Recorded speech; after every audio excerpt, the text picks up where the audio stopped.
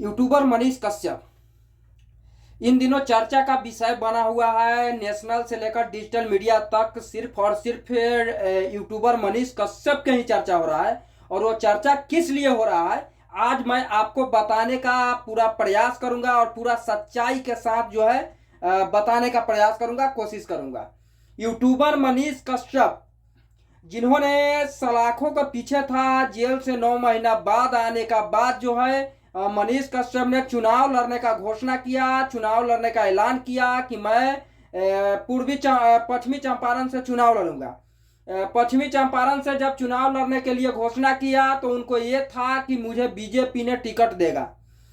Ticket के लिए मनीष कश्यप भटकते रह गए, ना तो बीजेपी टिकट दिया। उसके बाद में जो है कई सारा आरोप जो है तेजस्वी यादव और लालू प्रसाद पर उन्होंने लगाया था।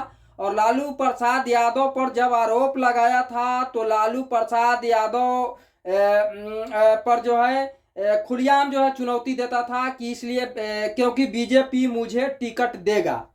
लेकिन क्या हुआ कि बीजेपी ने टिकट जो है मनीष कश्यप को नहीं देता है। नहीं देने के बाद में मनीष कश्यप ने तेजस्वी परिवार पर भी जो है आरजेडी के भी दामन थामने के लिए तैयार हो गया कि आरजेडी से भी मुझे टिकट मिल जाए। आरजेडी से भी टिकट मनीष कश्यप को नहीं मिलता है। नहीं मिलता है तो निर्दलीय चुनाव लड़ने का जो है घोषणा करता है और बीजेपी के से टिकट लेकर संजय जायसवाल जी आए थे। संजय जायसवाल के टक्कर देने के लिए जो है चंपारण से मनीष कश्यप ने चुनाव निर्दलीय लड़ने का घोषणा करता है।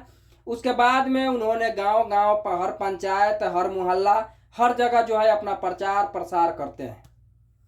मनीष कश्यप जो है काफी लोगों का जो है काफी लोगों को दिल जो है तोड़ चुका है। और ऐसा मैं इसलिए कह रहा हूं क्योंकि मनीष कश्यप को जब चुनाव नहीं लड़ना था और आगे बढ़कर जब पीछे आना था तो मनीष कश्यप ने चुनाव लड़ने का ऐलान क्यों किया? मनीष कश्यप ने जनता को चूतिया बनाने का काम क्यों किया? मनीष कश्यप ने दल बदलू की तरह बदल देने का क्या यह वो नौबत आ गया था? मनीष कश्यप को बीजेपी ज्वाइन करने का क्या नौबत आया था? पता है, हर लोग जो है अपना भलाई के लिए चाहता है, हर लोगों ने अपना के लिए सोचता है, हर लोगों ने अपने फ्यूचर के लिए सोचता है। और ये मैं इसलिए कह रहा हूं क्योंकि अगर मनीष कश्यप चुनावी मैदान में जब आया था, चुनाव लड़ने का निर्दलीय घोषणा किया, निर्दलीय घोषणा करने के बाद उन्होंने जो है लोगों को रोजगार देने के बात किया, लोगों को जो है गरीबी भगाने के बात किया। हर एक गरीब लोग जो है मनीष कश्यप पर विश्वास जताया था कि मनीष कश्यप ने अब चंपारण को जो है चंपारण को विनाश के रास्ता पर नहीं विकास के रास्ता पर ले जाएगा। लेकिन वही मनीष कश्यप जाकर बीजेपी के दामन थामते हैं और बीजेपी के दामन थामने के बाद मनीष कश्यप ने कहते हैं कि 2024 का चुनाव अब मैं नहीं लड़ूंगा। अब इसके पीछे रीजन ये है कि मनीष कश्यप को अगर चुनाव नहीं लड़ना था तो मनीष कश्यप ने आखिर प्रचार क्यों किया? लोगों को गुमराह करने का काम क्यों किया? जनता को बुर्बक बनाने का काम क्यों किया? अपना फ्यूचर ही अगर बदलना था तो मनीष कश्यप को निर्दलीय मैदान में उतरना ही नहीं चाहिए। अगर निर्दलीय मैदान में उतरा तो इस बार उसको चुनाव लड़ना चाहिए था। ये मैं नहीं, पूरा जनता कह रहा है। और जनता को अब मनीष कश्यप पर से भरोसा जो है उठ चुका है। अब करोड़ों जनता का दिल में मनीष कश्यप बसता था, वो करोड़ों लोगों का दिल जो है टूट चुका है। पता है, जब इसको यही काम करना था तो लोगों को बीच में इतना जो है गुमराह करने का ये प्रयास किया, दूध से नहवाने का जो है वीडियो वायरल किया, हर एक चीज वायरल किया।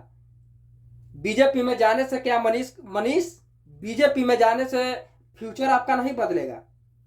क्या पवन सिंह से ज्यादा करीबी है आप? पवन सिंह ने 2009 से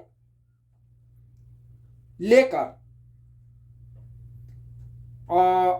9 नहीं सॉरी करीबन मानिए ना 10 साल बीजेपी के लिए पवन सिंह 10 सालों ने झोरा ढोया। बीजेपी के लिए पवन साल करीबन 5 करोड़ के नुकसान में है।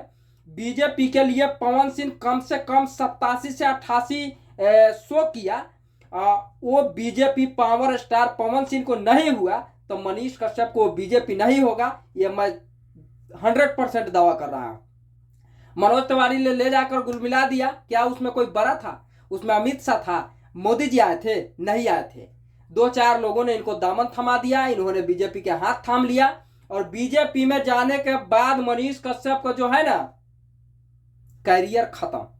मनीष कैरियर तुम्हारा खत्म हो गया, ये मैं 100% दावा के साथ कर रहा हूं कि बीजेपी जब पावर स्टार पवन सिंह के नहीं हुआ तो आपका नहीं होगा। और जितना जो मेरे भाई देख रहे हैं, आप लोग कमेंट करके बताइएगा कि क्या मैं गलत बोल रहा हूं। मनीष कश्यप का अगर यही काम करना था तो लोगों को चुतिया नहीं बनाना चाहिए, अगर चुतिया बनाया तो चुनाव लड़ना चाहिए। मैदान में उतरने के बाद में अगर कोई पीछे मुड़ जाता है तो मर्द नहीं मौगा है। स्वाभिमान से समझौता नहीं करना चाहिए, ये मैं कह रहा हूं कि कभी भी स्वाभिमान से समझौता नहीं करना चाहिए और आगे बढ़ के पीछे नहीं देखना चाहिए। सिर्फ आगे अगर देख रहे हैं तो आगे ही बढ़ते जाइए। बाकी आप लोगों को क्या प्रयास है, आप लोगों को क्या राय है, कमेंट करके जरूर बताइए। जय हिंद, जय भारत।